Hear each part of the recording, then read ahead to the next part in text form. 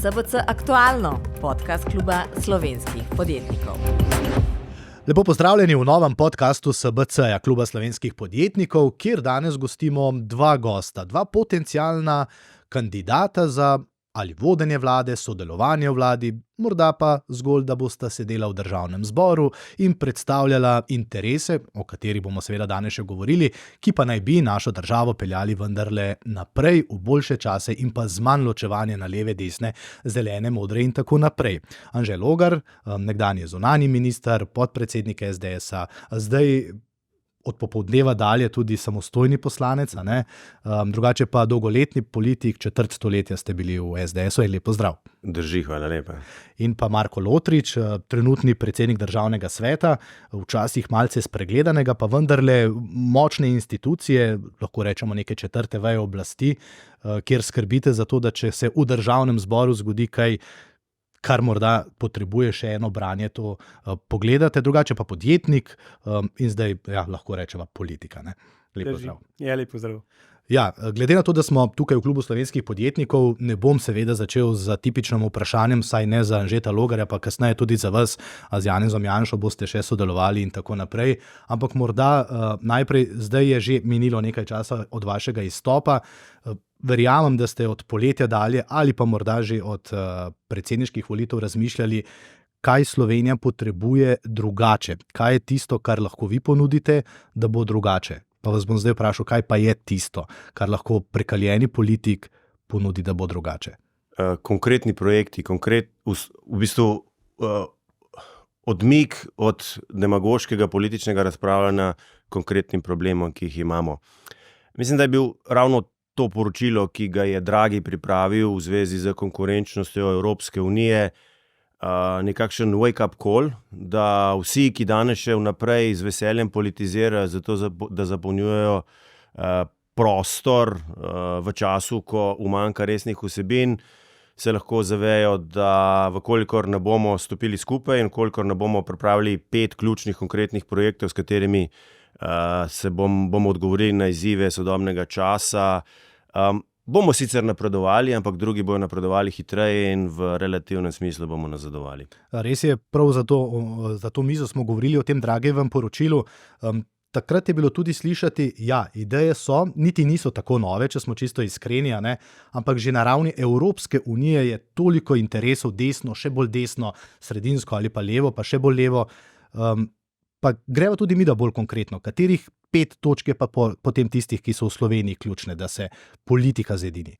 V Sloveniji je ključno najprej, da napovemo močan boj zoper korupcijo, da hkrati s tem začnemo oblikovati res ugodno gospodarsko okolje, da poskrbimo za sodobno družbo z vpeljavo digitalizacije praktično v vse sisteme družbe, da državljanom zagotovimo, da v bistvu imamo varno državo in da bo politika skrbela za to, da varna država ostaja in da poskrbimo za zdravstveno varstvo vsakega, glede na to, da vsi v to plačujemo.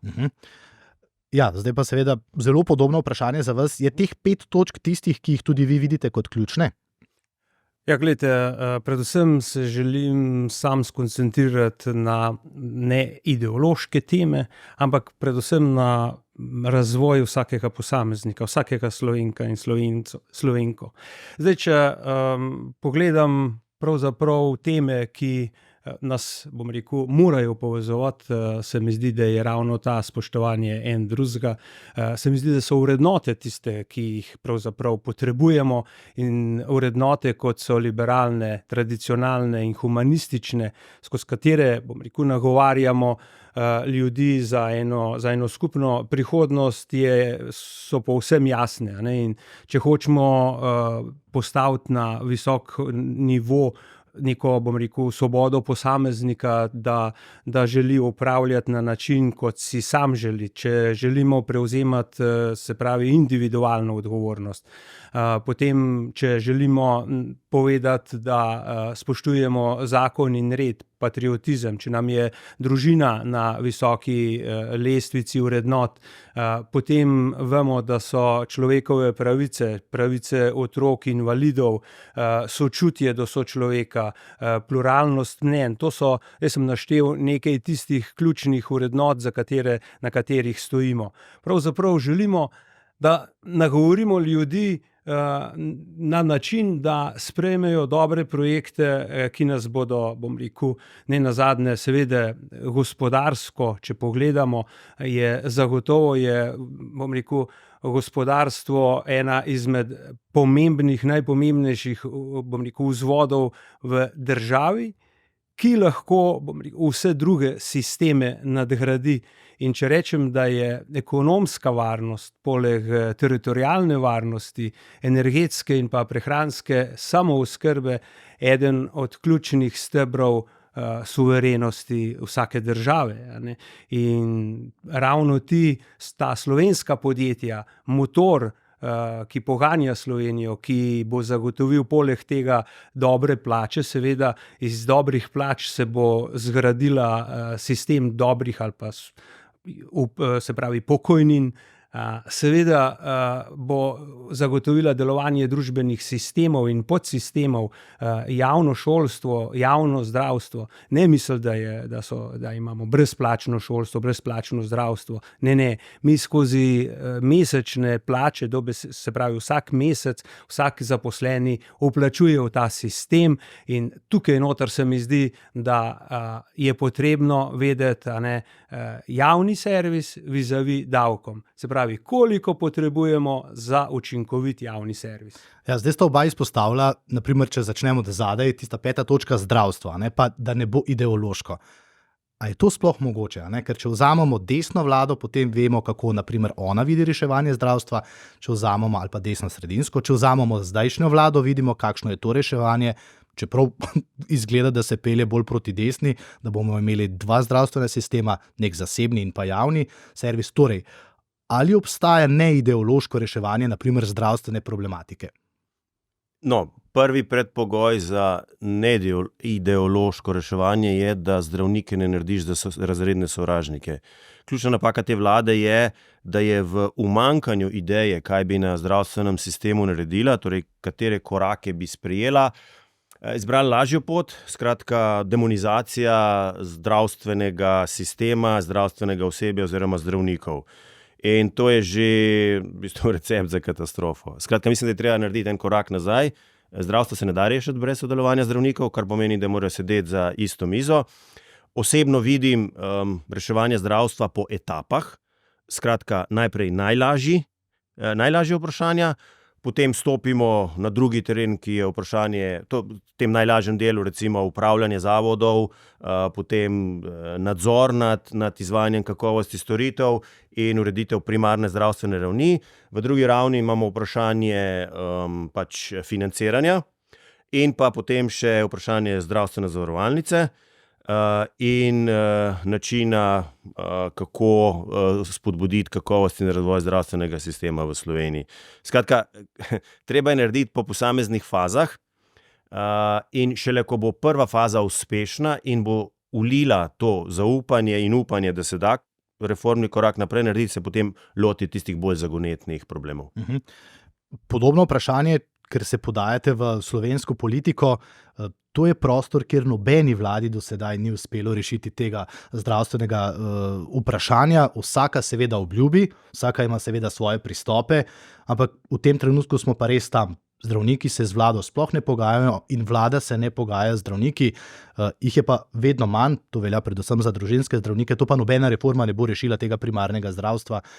Potem pa še to, kar je gospod Logar omenil, naprimer vodenje zavodov. Vi ste podjetnik, veste, kaj pomeni, da si dober menedžer in kaj pomeni, če nisi.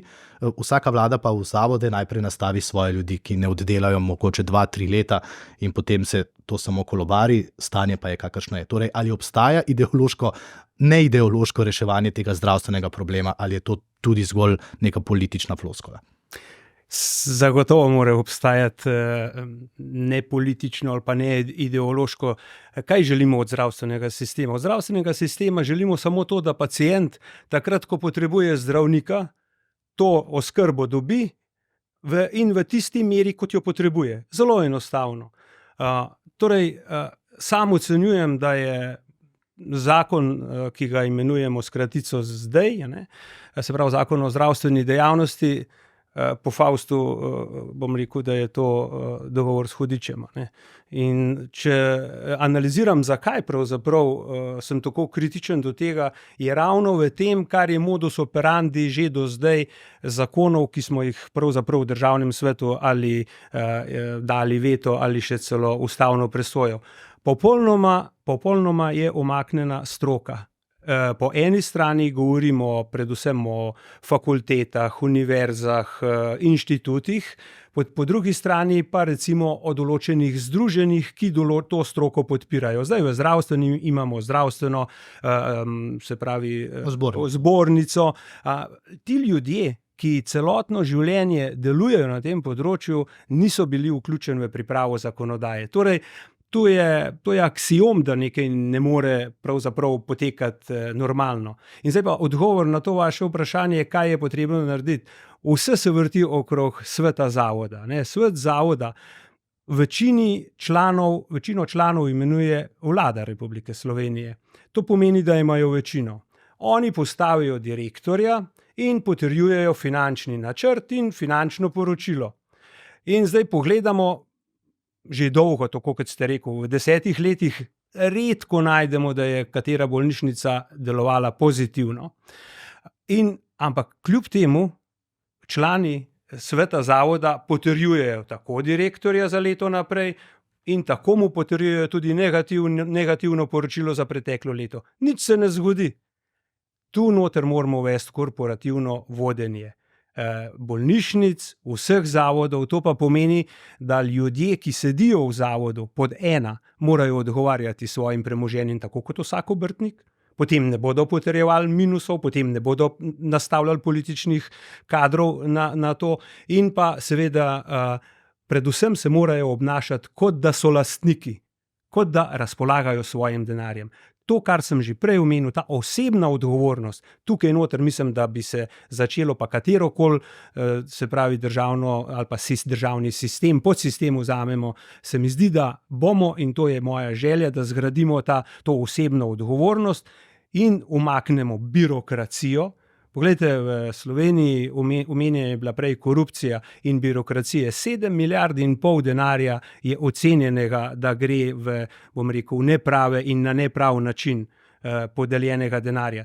To je prvič, to je zelo slabo za državo, ravno tako kot za gospodarstvo. Tukaj se stimulira privilegirane ljudi, na eni in drugi strani, bodimo realni, eden plača, eden dobi. Tako da za ta denar bi lahko vsakemu izmed Slovenk in Slovencev podelili 1660 tisoč evrov na letnem nivoju, če vzamemo samo problem korupcije. Lahko bi 24 let dali vsem mladim brezplačno malico v osnovni ali pa srednji šoli. Vse to je pač tudi lepo opisal predsednik KPK-ja.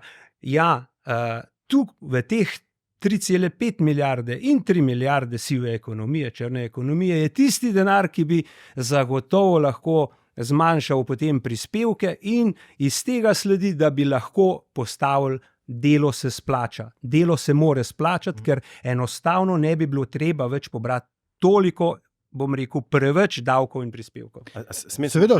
Smem samo še besedo glede umika te demagogije iz reformiranja zdravstvenega sistema. Zdaj, prvi predpogoj za to je neka politična širina.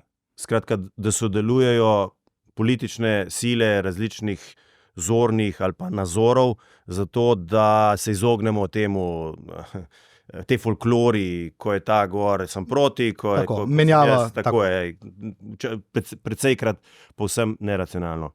Druga zadeva, s katero se čujemo, je pogosto menjavanje zdravstvenih ministrov, ki skočijo v vodo, potem ugotovijo, da je to bistveno bolj zakomplicirano in skočijo ven, oziroma stopijo iz bazena. Skratka, mi na področju zdravstvenega sistema nimamo nekega organa, ki bi dlje časa vodil recimo neko politiko ali pa držal ogledalo reformnemu potencialu. In v tem pogledu recimo si predsednik vlade ponavadi naredi svoj strateški svet, Če boste šli gledati dokumente, ki so v strateškem svetu, aktualnega strateškega sveta, boste videli, da so notri dobri predlogi.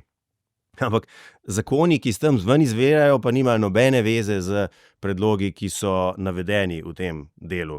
Zato je pa morali ustanoviti tudi eno trajno telo, nekakšen odbor za reforme, ki bi bil sestavljen interdisciplinarno in bi presegel mandat te ali one vlade. Skratka, bi bil to nek odbor, ki bi pripravljal, ki bi v prvi fazi naredil en zelo natančen sken potreb, ki jih imamo, in zmožnosti, ki jih imamo. A pa je to realno? To je realno. Moramo vprašati. To, da se naredi sken že, ampak da imamo nek odbor, ki ga bo ta ali druga vlada poslušala. Ker, naprimer, če sem čisto iskren, zdaj ta predsednik vlade je postavil zdravnika za prvega zdravstvenega ministra, se pravi, prihajal je iz njihove stroke, dal je veliko denarja, potem je pa, kot ste vi rekli, minister enkrat ugotovil, tole ne bo šlo in je šel. Je zaradi tega, ker aktualni predsednik vlade pač se ne ukvarja z zdravstvom zares, z srcem, in je to samo neka tema, ki jo čim hitreje želi umakniti z mize, zato je tam dal pač gospoda Brecla, da lahko v njegovem imenu potem razlaga politiko, ampak žal jo razlaga v nasprotju s tem, kar njegovi kolegi recimo v tem strokovnem svetu menijo. Tako da je v bistvu prišlo do precejšnje politizacije, zato so tudi številni izstopili iz tega strateškega sveta. Moja ideja je, da se oblikuje neko takšno reformno telo, recimo temu po zgledu tega fiskalnega sveta. Po zgledu fiskalnega sveta, ki da neko oceno, ki ima na koncu nek semafor reform in kaže, po kateri poti gre ta ali ona vlada. Zdaj, vem, kaj boste rekli. Tam predsednik vlade niti fiskalnega sveta ne upošteva. Drži, ker je bil ravno tu je sedel in ko smo govorili, je dejal, povedal sem, kakšni so rezultati, kaj moramo narediti, da vendarle ne upoštevamo naših priporočil, ampak zgodilo se ni nič. Ja, ampak to je slab predsednik vlade. To je slab predsednik vlade in na naslednjih volitvah ga bodo zamenjali. Mi pa vendarle stremimo po izboljšanju kvalitete standarda na političnem področju. Na koncu koncev tudi sva se zato in gospod Lotrič in sam odločila, da se podava na samostojno politično pot. Ja, in zdaj ravno to bom seveda naslednje vprašanje postavil. Samostojna politična pot seveda prinaša kar nekaj pasti, o tem vi verjetno zdaj že nekaj veste, vi ste pa dokaj nov, vendarle z nekom pa moraš sodelovati. Vse bomo šli nazaj k vsebini, ampak tudi, ko govorimo zdaj o zdravstvu ali pa če govorimo o korupciji, naprimer, kaj se nam je zgodilo pri KPK-ju. Vloga KPK-ju v Sloveniji je tako zelo obskurna. Imamo ga radi ga seveda povzemamo mediji, kadar kaj razišče, ampak zgodi se pa velikokrat ne. Imamo zdaj predsednika vlade, ki je KPK odstopil naprej preiskovalnim organom, njegovo vedenje. Imeli smo prej predsednika vlade, ki je prav tako bil pod KPK-jem, pa je rekel, da on te institucije tako ali tako ne priznava. Pa če kar takole vprašam, kot politik, kaj boste KPK-ju dali več moči, boste našli nekoga, ki bo pa levim in desnim všeč? Ja, zopet smo pri stroki. Ja. Absolutno. Tako, da rečeš, zdaj bom pa postavil človeka, ki bo všeč levim in desnim, takega človeka verjetno ni, oziroma takih in levih ljudi ni, da bodo vsi z enakimi vatli gledali na se pravi tega vodje. Ta vodja mora imeti zadost kompetenc in pri vsem kadrovanju. A jih trenutni ima? Poglejte, iz osebnih izkušenj lahko povem, da se trudi, parkrat smo sedeli skupaj in z gospodarstveniki in na obletnicah in ko so zdajle, bom rekel, obeležili to njihovo obletnico, lahko rečem, da so bile, bom rekel, govori in ideje in predlogi pravi. Zdaj, problem je v tem, ker KPK kot institucija ne uživa zadostno stopnjo, bom rekel, nekega, pa ne narobe razumeti, policaja, ki bi že samo da omeni, da je nekaj narobe, bi vsi alarmi, rdeča luč morala zasvetiti na tistim, bom rekel, na tistem organom, osebo, ki ga pač preiskujejo. Do tukaj še nismo prišli, to je stvar demokracije. Se poglejte, samo če je v državnem svetu, če smo dali nek veto, bili malo glasni, pa se je že kakšen poslanec najdel, da bi kar ukinil državni svet. Ta kultura, ta demokracija, namesto da nas bogati, nam pravzaprav vsem drugim državljanom postavlja boljše pogoje za delo, pač določeni ga želijo zmanjšati. Ampak mi vsi tu smo tisti, ki moramo dvigati, bom rekel, KPK v tem primeru, zdaj, ko se pogovarjava. Mi moramo reči, KPK potrebujemo in če bomo mi dali njemu, ne glede na to, a mene preiskuje, a njega preiskuje, on je varuh pravzaprav naših odnosov. In ta varuh, ko pač je jasno korupcija sama po sebi že v imenu, ampak sem že o njej precej povedal, tako da bi recimo sam toliko prej smo zaključili ali pa zaključujemo s tem zdravstvom, še eno razmišljanje. Bojim se, tako kot ste rekel, da bo v nadaljevanju prišlo do dveh nivojev, do hitrega ali pa do ambulant za bogate in ambulant za revne. Ne vem, kam nas sili, bom rekel, ta nova zakonodaja. Zato sem rekel po Faustu, je problem. Zakaj? Zaradi tega, ker kaj so, se pravi, ordinacije, ki so samoplačniške. To je izrodek sistema. Tega nikakor ne bi bilo, če bi zdravstveni sistem deloval. Javni zdravstveni sistem je pa sestavljen iz državnega zdravstva, se pravi bolnišnic, ki jih vidimo, v katere hodimo, in pa seveda koncesionarjev, pri katerem pa roko na srce pridemo zdaj na vrsto. Sicer pa dobivamo roke za, bom rekel, za preglede v naslednjih 2-3 letih. In tukaj noter imamo mi ta sistemski problem, da še tisti dober delujoč sistem želimo skregati med seboj. Zdravniki in zdravstveno osebje, ni samo zdravnik tisti, ki bi lahko delal popoldne v matičnem zdravstvenem domu. Brez vseh ne more. Brez vseh ne more. In ne more neskončno operirati, ker nima zadost postelj, nima zadost operacijskih dvoran. Zato je potrebno izkoristiti vse resurse. A se znamo predstavljati, kako bomo izvedli svetovno prvenstvo v Planici? Nemogoče, ker zdravniki tam dežurajo iz javnega sistema. Po temu novem zakonu sploh ne bodo smeli iti na športne dogodke. To so stvari, kjer v teh pogajanjih oziroma kreiranju zakonov niso sodelovali tako stroka, kot pa tisti izvajalci, ki vsakodnevno to izvajajo. Pa če smo samo pri tem zakonu. Gospod Logar, pri tem KPK-ju bi samo malo še ostal, ker ste vendarle bili toliko let član stranke SDS. Ko je KPK preiskoval vašega nekdanjega predsednika stranke, se je seveda muzala politična levica. Ko se je zdaj spremenila zgodba, se seveda muza politična desnica. Ampak da bi pa ta odločitev, pa pustiva zdaj zgolj KPK, tukaj gre vendarle potem na policijo, na tožilstvo in na koncu na sodišča, ki potrebujejo do naslednjih volitev ponavadi časa, vedno rečemo, mi se borimo proti korupciji, ampak po drugi strani pa rečemo, ampak vse to ni nič takega. To sem v politiki slišal ničkolikokrat. Ja, to je vprašanje politične kulture. Mi nazadujemo v politični kulturi. Lahko rečemo, da smo še relativno mlada demokracija, skratka imamo 30 let, ko bomo 200 let demokracija, bo to drugače, ampak nas 3 takrat načeloma to ne bo bistveno zanimalo. Dejstvo je, da je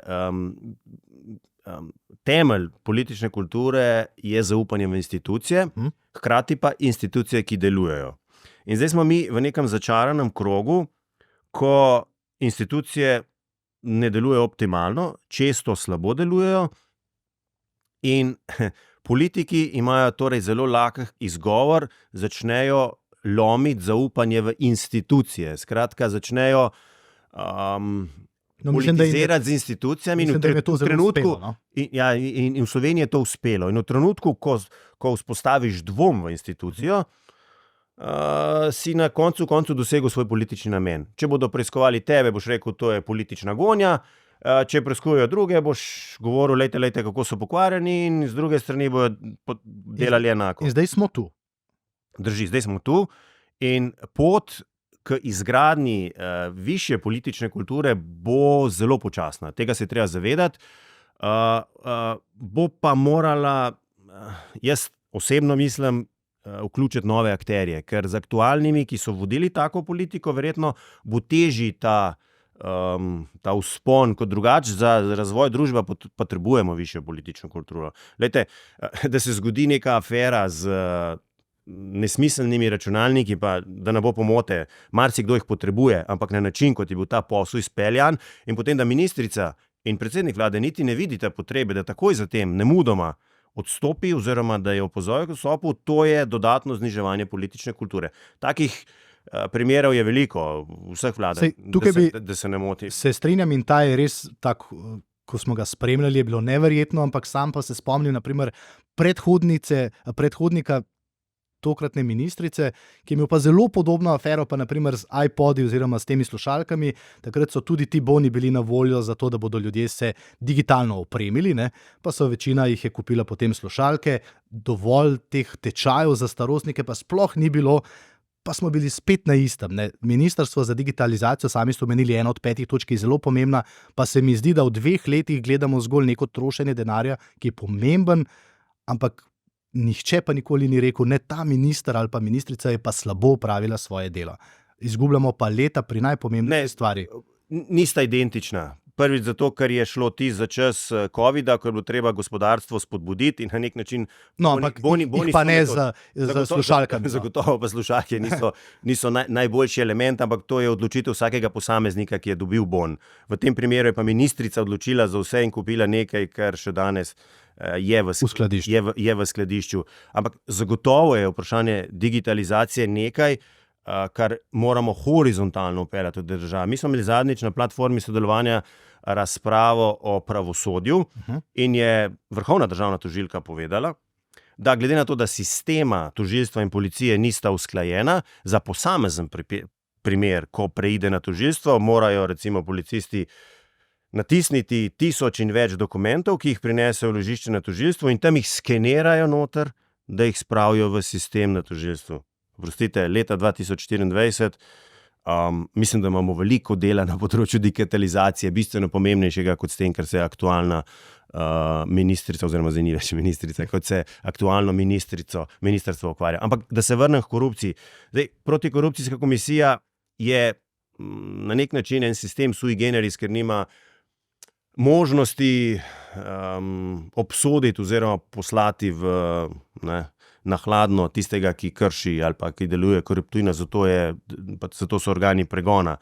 Je neko posebno telo, ki lahko komplementarno deluje v primeru ščitanja integritete in preprečevanja korupcijskih aktivnosti, ampak mora biti organi pregona, torej policija, kriminalisti in tožilstvo, morajo biti bolj aktivni na tem področju, da bomo dvignili letvico više in da bodo lahko ljudje dejansko začutili, da se stvari premikajo v drugo smer. Recimo, druge države imajo še drugačne primere. V Britaniji ima predsednik vlade tako imenovane anti-corruption tsar, torej nekoga, ki horizontalno spremlja in reče, tule imamo velik problem, recimo korupcija v zdravstvu, dajmo vse sile usmeriti na to področje.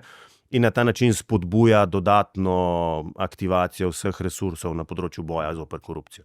Pri tej korupciji se potem bomo šli seveda naprej, ampak ja, se strinjam, izgubimo veliko denarja, to nezaupanje je zelo, zelo velik problem, ker začne se seveda pri nekih korupcijskih dejanjih, potem pa nihče ne odgovarja. Morda, če takole vprašam, se spomnite afere Glupi davki, kjer je bil vaš ministrski kolega, takrat je prišel ven video posnetek oziroma audio posnetek. Ali je to čas, ko novodobni minister oziroma novodobni predsednik vlade ministru naroči, zdaj je čas, da greš? Ne glede na politične barve. Ja, zagotovo je treba prevzeti odgovornost. In ravno to sem že na začetku omenil. Individualno odgovornost moramo postaviti na najvišji nivo. S tem bomo razrešili tako zdravstvo skozi svet zavodov in pa po vzoru korporativnega vodenja, se pravi, kdorkoli zaseda funkcijo, mora odločati, kot da bi odločal o svojem premoženju. Poleg tega pa seveda tudi jamčiti svojim ugledom in nenazadnje tudi svojimi financami. In ko na ta način preidemo na gospodarstvo, zakaj je pa pri gospodarstvu, bom rekel, vsaj pri tistem delu zdravega gospodarstva, zakaj je na visokem mestu, bom rekel, integriteta, zakaj uživajo vodje, ne samo direktor, vodje in strokovnjaki velik ugled med sodelavkami in sodelavci. Ja, točno zaradi tega, ker vodijo z zgledom in ravno vodenje z zgledom in poleg zgleda seveda potem še, bom rekel, analize pripeljejo do neke odločitve, ki je dobra, smiselna za tisto okolje. In zato jaz mislim, da vse dobre prakse, ki nastajajo tako v javnem sektorju, prenesti v zasebnega in iz zasebnega v javni sektor. In na ta način se mi zdi bistveno, se nam bo zmanjšala korupcija, ker to je nenazadnje tudi učenje. Ampak zdaj vas bom samo še nekaj vprašal. Gospod Vizjak, na primer, se je iz javnega sektorja, vemo kam, vrnil. Predsednik vlade, takrat Janez Janša, kot ministra ni odstavil, njega je na koncu čakala služba. Zdaj imamo pa predsednika vlade, ki je prav tako, korupcijska komisija rekla, poslušajte, to je nesprejemljivo dejanje daril, pa se spet nič ne zgodi. To je tisto, kar se mi sicer lahko tukaj pogovarjamo, ampak politična zgodovina nas pa uči, da ne na levi, ne na desni, nihče ne prevzame odgovornosti in da se nikomur nič ne zgodi. Kaj ste, na primer, vi takrat rekli, ko je Vizjak kar ostal še minister, predsednik vlade je pa tudi bil gluh za vse pozive, da vendarle tak minister ne more biti. Danes je pa, vemo, kje sedi, v dobro plačani službi. Pisal sem predsedniku vlade, da po mojem mnenju takšen minister ne more ostati na svojem položaju. Kaj pa vam je odgovoril? Ja, mislim, da situacija kaže, kaj se je zgodilo. Ja, mislim, da se tukaj noter, mislim, da sem odgovoril. Sej. Ampak hočem reči, ta politična zgodovina imamo res problem, ker nihče nikoli ne reče, dobro, to je bilo pa preveč, redko, ne vem, če se vi spomnite kakšnega takega primera, ampak okej. Ja, to mislim. Absolutno. Ne bil je minister Györkös, ko je zagrešil nesrečo. Tako, ko je bil v vinjenem stanju. Tako. Je potem takoj naslednji dan dal postopno izjavo. Tako.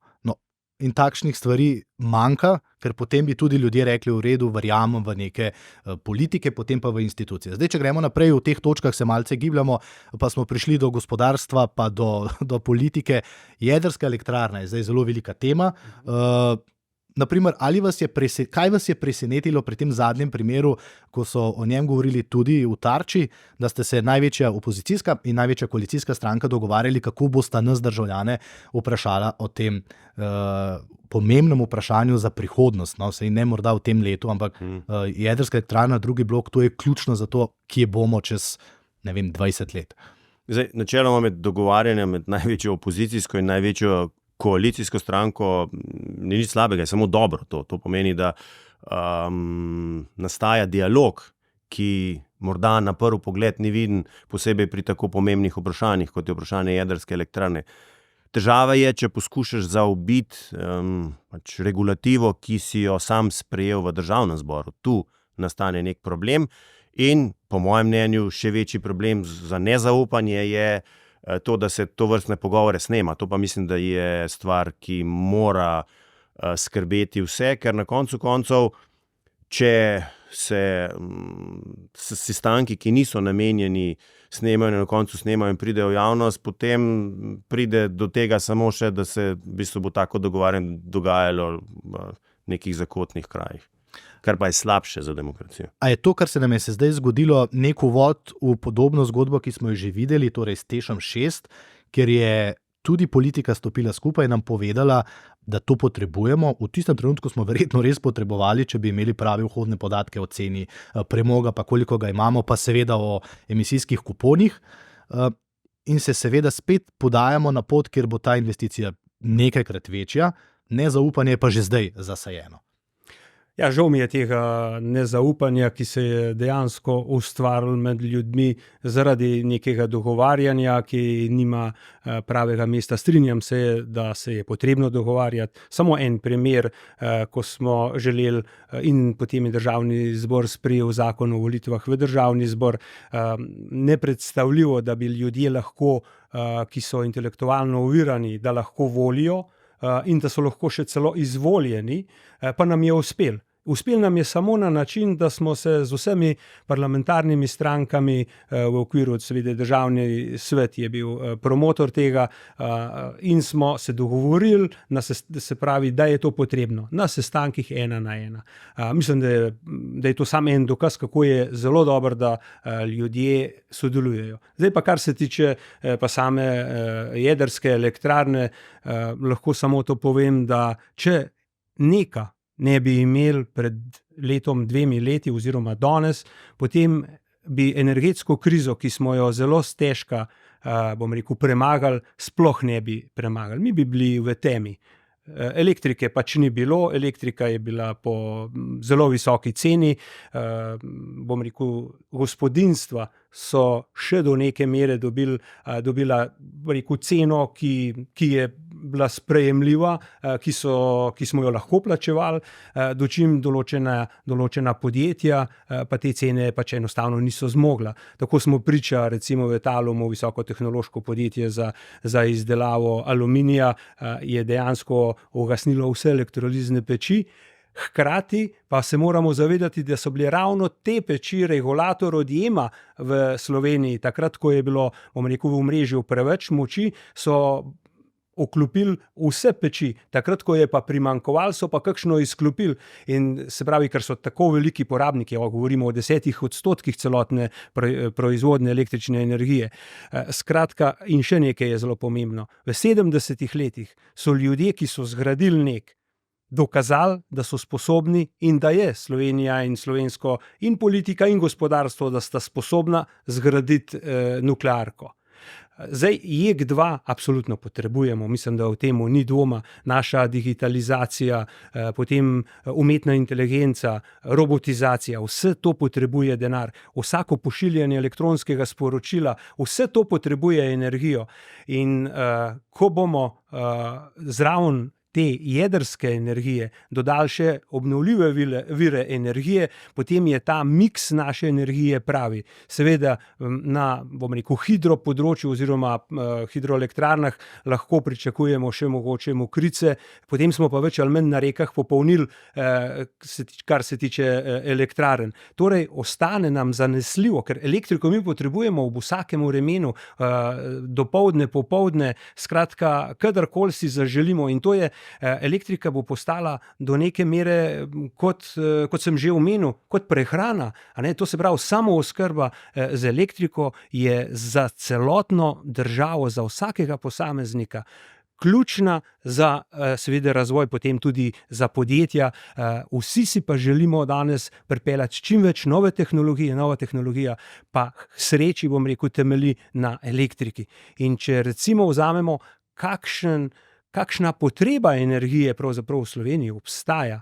Govorimo o 55 teravatov energije, se pravi, trenutno jo pa z elektriko pridobimo tam 2,5. Torej, če mi zgradimo to elektrarno, bi lahko v prihodnje zaradi tega manj, se pravi, uvozili nafte, plina in bi nadomestili z elektriko te, bom rekel, slabe vire energije.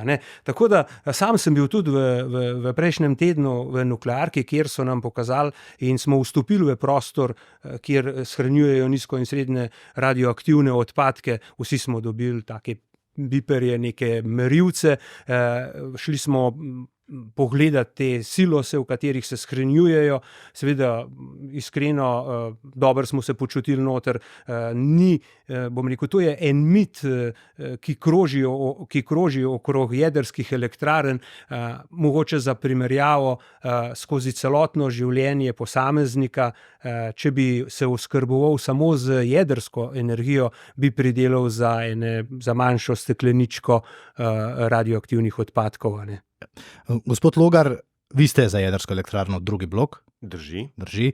Imate kakšne težave, ker je zdaj na primer predsednik vlade v Ameriki na obisku pri Bidenu in seveda je obisk povezan s tem, da imajo Američani tehnologijo za izgradnjo jedrskih elektrarn, da jih pridno gradijo v Evropi, da smo se že skoraj da odločili, kdo nam jo bo zgradil, čeprav morda Južnokorejci ponujajo boljše, cenejše, da o Kitajcih res ne govorimo, ampak Kitajci nam nekako geostrateško ne odgovarjajo. A gre to tako? Se pravi, da ti se kot vrhovni politik, bili ste tudi zunanji minister, s tem, ko se odločiš za takšno investicijo, tudi že nekako zavežeš v tem trenutku Američanom? Ne, niti en, niti drug udeleženec tega sestanka, ko bo dejansko šlo za res, ne bo več na mestu predsednika vlade. Tako da mislim, da je stvar bistveno bolj kompleksna. Osebno podpiram izgradnjo drugega bloka oziroma nove jedrske elektrarne. Zdaj, Slovenija ima porabo 13 teravatnih ur približno letno. z izgradnjo nove jedrske elektrarne, sodobne jedrske elektrarne, bomo dobili iz jedrskega vira približno 11 teravatnih, torej bomo skoraj samozadostni z uporabo zgolj jedrske energije.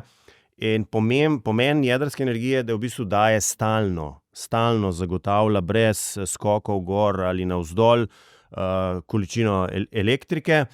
In s tem lahko v bistvu mi lažje razvijamo tudi druge vire. In še en energetski vir, ki mislim, da ga moramo čim prej zagotoviti, pa iz meni nerazumljivih razlogov se kar vleče in stoji, je črpalna elektrarna Kozjek 2x220 megavatov. Naj samo povem, da medtem ko Slovenci na nek način spodbujamo solar, torej postavitev sončnih elektrarn, so pametni Avstrijci to hitro izkoristili, da so postavili za 3,4 megavate črpalnih elektrarn, da bodo lovili presežke solarja, ko Slovenija jih ne bo morala kamorkoli plasirati, pa bojo oni takrat zastonj dobili elektriko, ki bo potem kasneje za višjo ceno prodajali verjetno nazaj Slovencem. Zato je pri teh zadevah treba narediti tak električni miks, torej tak energetski miks, ki bo v vseh okoliščinah državi omogočal nek normalen razvoj in treba se tudi zavedati, da če smo družba, ki želimo napredovati, je vendarle neka povezanost med razvojem in porabo elektrike, kar pomeni, da je treba dolgoročno načrtovati in če imamo danes recimo presežke, to ne pomeni, da bomo imeli čez 50 let, ko bo jedrska elektrarna še vedno v obratovanju, enako presežke. Tako da je treba z neko debelo margino računati količino energije oziroma elektrike, ki jo moramo proizvesti. Samo pod vprašanje za oba je to, da nas zdaj vlada ali pa politika, da nas sprašujete državljane, ali to potrebujemo ali ne, sploh na mesto. Za neko širše soglasje, da se vsi poenotimo, verjetno ne škoduje. Je pa to naloga, ki potem jo je vlada nase prevzela, da mora ta referendum dobiti, ker v primeru, da ga ne dobi, je pa naredila zelo neugodno uslugo. Ja, jedrska energija ima že domovinsko pravico v Sloveniji že od 70 let. To se pravi, zagotovo znamo sobivati z njo. Na moje vprašanje domačinom v Posavju, ali se želijo ali bi sprejeli novo elektrarno, pa so sami odgovorili ne, če bi jo, mi si jo želimo, ampak kot celotna regija. Torej, da, sigurno se mi pa zdi pametno, široka razprava, vprašati ljudi, pa ne preveč tehnično, ker preveč tehnično za seboj danes potegne ali pa zapre možnosti pogajanj praktično na celi črti. Poglejte, 3 možne dobavitelje imamo, te 3 ponujajo, 2 ponujata še 2 možnosti, prav med 5 lahko izbiramo in če se danes odločimo na referendumu, katera elektrarna bi bila za nas najbolj primerna ali pa katero elektrarno ljudje priporočamo potem na referendumu, ja, po mojem se nam podraži v tistem momentu na dan referenduma za 100%. Ne? Tako da z eno mero, bom rekel, tudi zaupanja spet v stroko, dokler časa bo stroka vodila izgradnjo JEK2, dokler časa bo stroka pripravljala projekt JEK2 in da bojo ljudje podpirali, pa še ena se mi zdi pomembna zadeva tukaj, podprimo tudi idejo, ki jo ponuja gospodarstvo, to pa je, da en del, okrog 25%, beri 2,5 milijardi, lahko slovensko gospodarstvo zbere denarja na način portfeljske naložbe ali pa kot, bom rekel, odkup bodoče elektrike. Na ta način bi lahko povabili v financiranje tudi vse posameznike, vsakega državljana posebej. In zakaj ne bi po vzoru sončnih elektrarn, recimo za vsakih 10.000 evrov prejeli še 5.000 evrov, se pravi državne pomoči, tako kot danes dobimo pri gradnji kolektorjev na streho. Skratka, da se lepo zgraditi in še nekaj, najbolj ključna zadeva je nadzor. In vekolikor bomo imeli v temu zasebni kapital, ni važno katere vrste, potem bomo lahko zgradili. Ključno je pri temu, da država ostane 25+1 procentni lastnik, s tem ima 75. Ne, jaz mislim, da bi se lahko odločili na ta način, seveda, zdaj odvisno, kaj štejemo, je gen energija država ali ni, ker samo podjetje bi zagotovo lahko namenili naslednjih 25%, tako kažejo študije. Namreč, Tudi sami to ponujajo. Mislim, da tudi sami to ponujajo. Potem se pa država lahko odloči, kaj bo s to polovico, ali jo bi sama zgradila, financirala, ali pa jo ponudi enemu od sosednjih držav. Vemo vsi, da imamo... No, Avstrijci so proti. No. V redu, Avstrijci so proti, ne pa njihovi financerji. Mislim, avstrijska vlada je proti, da se zastopimo. Italijani so pa zelo zainteresirani za vlaganje. Seveda, verjamem, da bojo tudi Hrvatje takrat, ko bo stvar dokončno zrela. Se pravi, če država ne želi vlagati, mora pa vložiti, za moje pojme, vsej tisti kontrolni delež, ker se gre za varnost ljudi, ker se gre za visoke standarde in recimo me je popolnoma pomiril, če smem sam dodati, recimo kako se taka elektrarna gradi, ko rečejo, da je potresno varna, da je poplavno varna. Lejte, to je eno območje 55 metrov, se pravi, ves ta reaktor leži na posteljici iz 7 metrov betona in potem na vzmeteh pravzaprav stoji ta glavna stavba.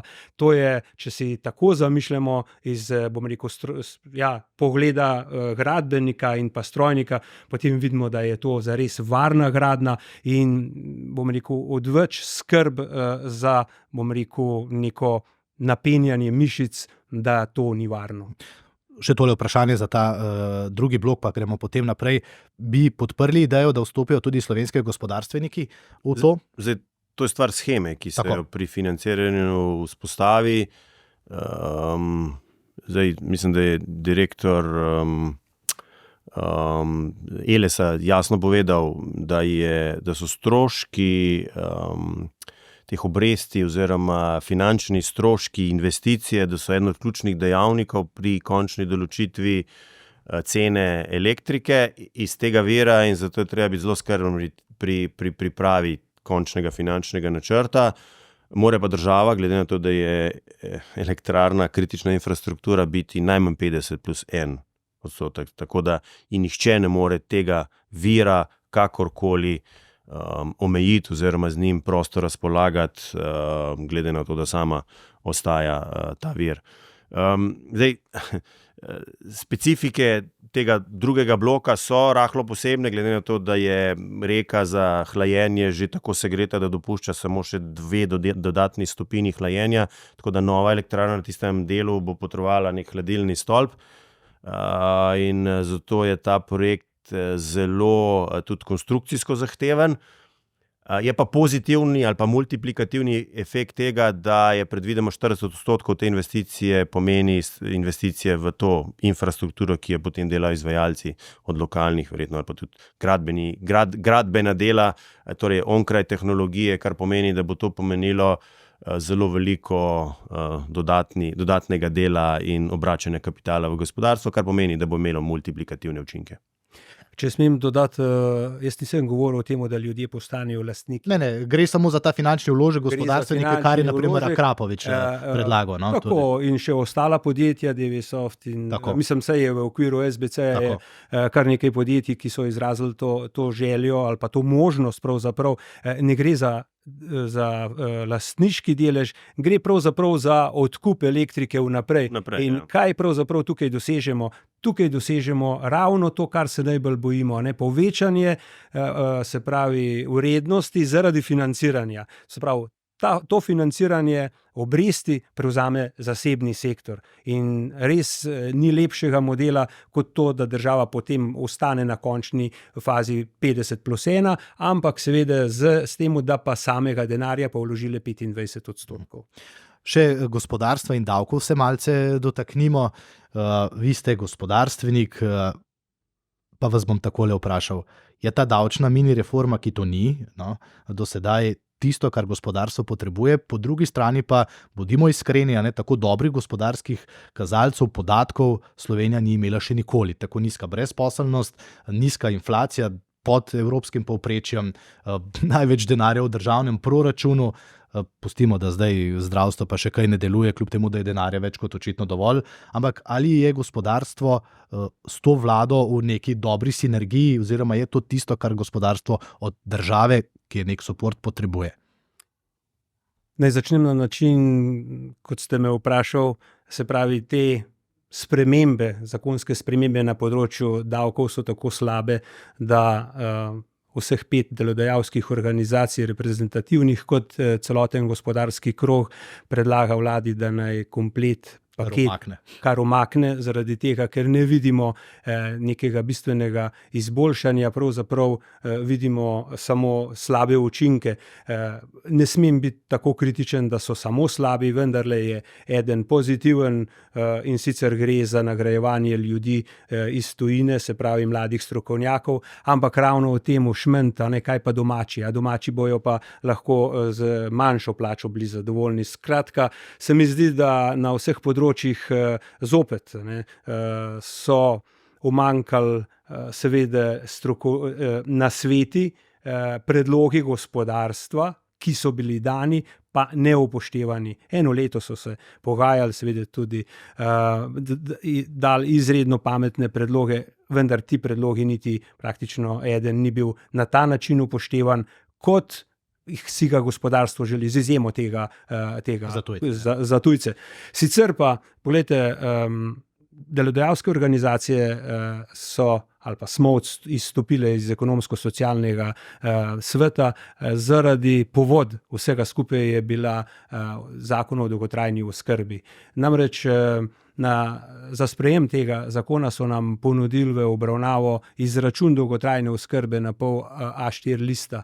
Samo da pokažem banalnost, bom rekel, tega zakona. Seveda so obremenili vse nas z 2% naše plače, 1% delodajalec, 1% zaposleni, še celo upokojence predvidevamo, se pravi, obdavčiti z 1%. Absolutno smo na stališču, da je treba ta zakon ponovno odpreti in ga urediti na način, da bomo najprej dobili izračune, ker že danes imamo, se pravi, pomoč za postrežbo na domu, se že plačuje neko vrsta dolgotrajne oskrbe, ampak še nismo dobili na enem mestu izračunano, koliko se danes tega denarja zbere in da v sistem in koliko ga pravzaprav še potrebujemo. Pa tudi posvet v državnem svetu je pokazal, da je ta zakon neuresničljiv.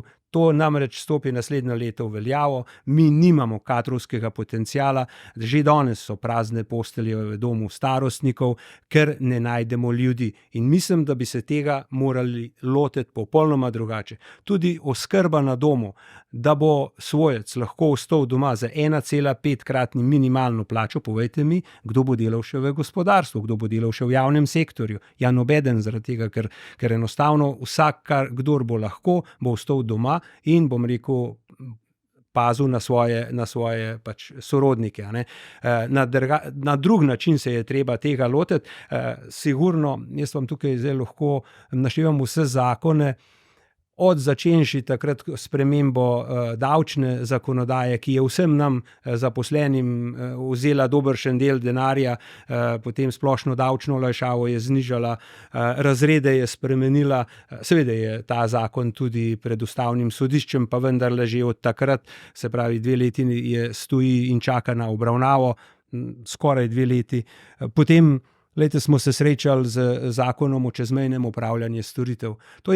To je pa zakon, ko politika res ne razume, se pravi, kaj se dogaja na trgu. Namreč s tem zakonom so slovenska podjetja postala nekonkurenčna delati storitveno delo v Avstriji, Nemčiji, Švici in drugje. Dodatne obremenitve so povzročile dejansko nekonkurenčnost, ker se je delovna ura podražila za 30%. Podjetja so se morala prilagoditi na način, da so izselila podjetja in se registrirala na Hrvaškem, v Avstriji, v Nemčiji in na ta način za seboj peljala skoraj 15,000 zaposlenih. In vsi te ljudje danes plačujejo v tuje blagajne, ne v domačo, ne v slovensko blagajno. In tega denarja je 145 milijonov vsako leto. Pa če to ni greh, če to ni nek poskus, Pa če se smem vrniti na našo prvo debato, poglejte, teh poskusov imamo res zadost. V zdravstvu smo vrgli 200 milijonov samo zato, ker je pač Loredan hotel nekaj iztestirati. Ne? In potem smo ukinili prostovoljno zdravstveno zavarovanje, smo spremenili v davek, kjer smo najprej 210 milijonov morali dati iz blagajne v zdravstveno blagajno, potem pa še 300 milijonov za povračilo se pravi zavarovalnicam. A pa smo zdaj sam sešteli te milijone, ko pridemo na milijardo. In en podatek, zakaj pravzaprav ne deluje javna blagajna, v letu 2023 smo pobrali za 3,2 milijarde več denarja, se pravi davkov in prispevkov, pa mi lahko samo poveste, ali je kjer sistem ali podsistem države delal boljše. Gospod Logar, ravno ko je omenil gospod Lotrič, ta zakon o dolgotrajni oskrbi, 2 vladi, 2 različna pristopa pa še vedno ne deluje. Zdaj, ko bomo šli znova na volitve, a se boste tudi s tem ukvarjali? Se bo treba, mislim, da je gospod Lotrič razložil, kako je sprejemanje zakonov, ki dejansko nimajo realne osnove, samo zato, da lahko postaviš kljukico in zato, da lahko rečeš, da si anuliral zakon prejšnje vlade, potem za sabo potegne kup novih problemov.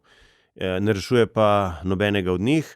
Ampak tukaj se bo pa treba zdaj dogovarjati. Zdaj smo spet tam, kjer smo začeli, s tem preseganjem čez pol. Ampak če spremljate delo te aktualne vlade, je vedno tako, da nekaj preloži naprej za čez pol leta in potem, ko pride čez pol leta... Še ni opravljeno. Ni opravljeno in potem, ko pade zastavica, pa na hitro nekaj spravijo skupaj. Tako kot je recimo primer zdaj plačne reforme v javnem sektorju, kjer naj bi po ocenah to pomenilo za 1,8 milijarde evrov dodatnih stroškov, ki ni one-off, ampak je to sistemski strošek.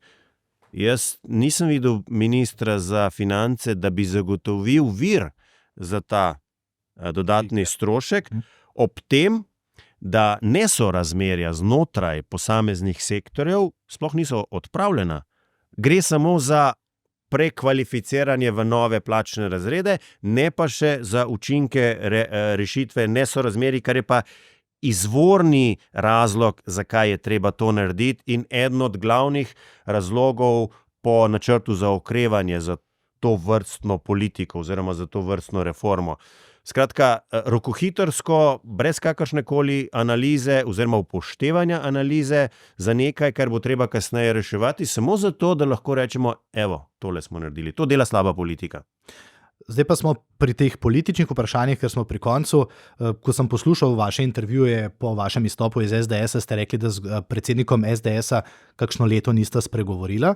Pa na vprašanje, ali bi po volitvah sodelovali z gospodom Golobom, je bil tudi vaš odgovor ne. Ampak to me pa spominja na to, kar pa tudi sam kot novinar 20 let gledam, na izključevanje pred volitvami. Se pravi, ravno kar ste izključili tam 20-30% volilnega telesa, toliko kot je dobila Svoboda, pa kolikor ima zdaj, ali pa manj, ker ne vemo, vendarle bodo volitve tiste, kjer se stehta. Z gospodom Janšo 1 leto nista govorila, zdaj ta odnos verjetno ne bo prav gladek, ko boste skupaj v parlamentu, ampak kako boste potem vse to, kar smo se zdaj pogovarjali, reševali čez pol ali pa še na svojem polu? Pa jaz nisem rekel, da ne bi sodeloval z gospodom Golobom. Na vprašanje, ali si predstavljate sodelovanje z gospodom Golobom, ste v Safariju rekli, da ne. Ne, nisem rekel. Ne. Ravno nasprotno, da z politično silo, ki je na nasprotnem polu zmagala, je treba sodelovati zato, da zagotoviš to politično širino. Se mi zdi, da to je tisto ključno sporočilo. Osebno nimam nobenih težav, jaz z gospodom Janšo nisem govoril o načrtih, o konkretnih stvareh, zdaj, če sva se pa srečala na hodnikih, sva se pa pozdravila, jaz s tem nimam nobenih težav. To me zanima. Ne, to ni nobena ovira, ki bi kakorkoli omejevala. Nimam pa razloga, da bi svoje načrte za politično stranko kakorkoli delil ali pa vnaprej razlagal, ker mislim, da je to del tistih tesnih sodelavcih, ki skupaj razvijamo in nikogar drugega, dokler ne pripravljamo takšne platforme, ki jo lahko potem postavimo na ogled volivkam in volivcem. No, to me je zanimalo, zato vprašam, pa da je zdaj jasno, ker naprimer včeraj smo pa spet brali spor med Janšo in Toninom, 2 predsednikoma strank.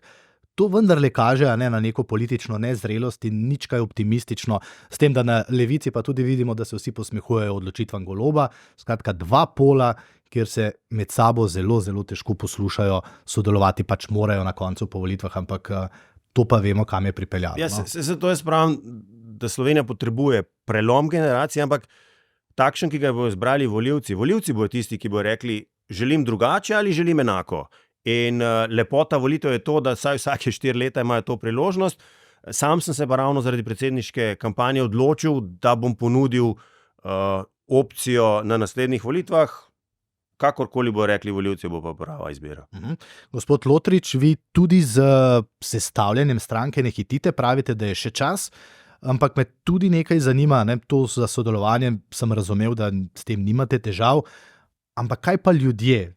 Naprimer, videli smo Svobodo, kar naenkrat so se začeli sestavljati, iskali kadre, na koncu jih je presenetilo število mest v državnem zboru, tako da so komaj nabrali tiste, ki so bili potem tudi pripravljeni sesti v državni zbor.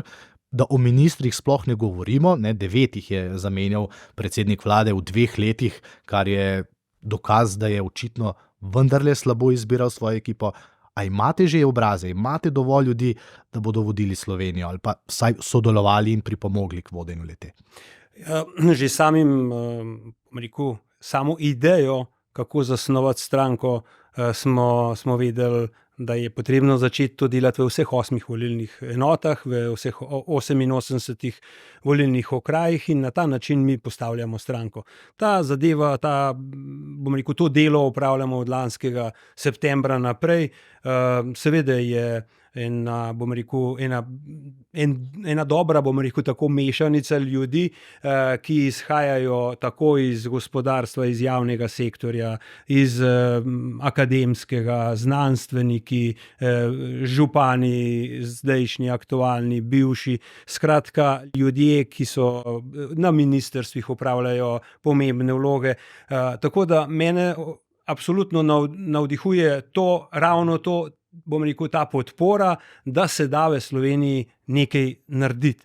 In s tem si ne predstavljam, da bi imel kakršnekoli težave. Zagotovo pa je to ključno, kateri ljudje s katerimi kompetencami bodo sedli na določena mesta, na ministrska mesta. Tu pa mislim, da omenjeno meritokracija mora povedati, kdo bo zasedel. Tisti, ki najbolj obvlada. Se pravi, verjetno smo prišli iz nekih političnih imen, bo potrebno priti na strokovna imena, ki bodo Slovenijo popeljala naprej. Pa vendarle, zato, da ne postanemo ideološki. To se mi zdi ključna zadeva. A bi bilo tako tudi v vaši vladi, če bi jo sestavljali, vendarle ste politik, pa bili minister? Joc Pečečnik je tukaj dejal v intervjuju, da Slovenije še ni vodil nek menedžer, ki bi imel neke dolgoletne izkušnje iz podjetništva, iz biznisa. A če si minister, kaj je bolje, da si politik ali nekdo, ki prihaja iz realnega sektorja, ki je nekaj v življenju že naredil, torej strokovnjak? Zdajšnji predsednik vlade se je v predvolilni kampanji predstavljal kot menedžer, ki ima izkušnje. Vodenje vlade je specifičen posel. Jaz mislim, da brez da poznaš ustroja, težko uspešno vodiš tako velik sistem, ker imaš tudi drugačno percepcijo. Računaš, da tako kot v podjetju, tudi na ministrstvih vse deluje tako, kot mora. Pa žal ni tako. Nekje moraš poznati tudi bypasse oziroma korake, kako lahko dodatno zmotiviraš oziroma zaktiviraš del administracije, da potem da tisti rezultat. In mislim, da je za te najvišje politične funkcije potrebno nekaj izkušenj znotraj sistema. Meni je, lahko rečem, največ dalo to, da sem bil minister v vladi. Prej sem bil pa tudi 2-krat že uradni govorec oziroma direktor urada vlade za komuniciranje, kar pomeni, da veš, kako poteka ta postopek. In zdaj bistvena prednost tega je, da ne rabiš leta dni uvajanja v ta sistem, ampak da lahko praktično s prvim dnem začneš reševati problem. In še specifike politike. so v tem, da leto za reforme je prvo leto, more biti pol drugo leto, potem se pa počasi že izteče, je treba že implementirati to, kar si reformiral, če želiš, da lahko v naslednjem mandatu nadgradiš to delo. Hvala lepa obema za pogovor. Zdi se mi, da smo res v situaciji, kot sta tudi oba rekla, ne, da imamo občutek, da marsikaj ne deluje in res ne deluje. Je pa še res, da ko je na oblasti leva vlada, imajo desni pol občutek, da res je vse slabo, ko je na oblasti desna vlada, ima levi pol občutek, da je res vse slabo. Malce več povezovanja je pa tisto, kar morda lahko pelje naprej, ampak do volitev je pa še daleč. Tako da hvala lepa obema, dobro delo pri sestavljanju ekipe in potem, da se bosta z vsebino pomerila proti nekdanjim in prihodnjim politikam, ki so že na voljo. Hvala. Hvala za povabilo. Drži, hvala. Hvala vam, da ste bili z nami. Do naslednjič, ko bomo pripravili novo aktualno temo v Klubu slovenskih podjetnikov. SBC Aktualno, podcast Kluba slovenskih podjetnikov.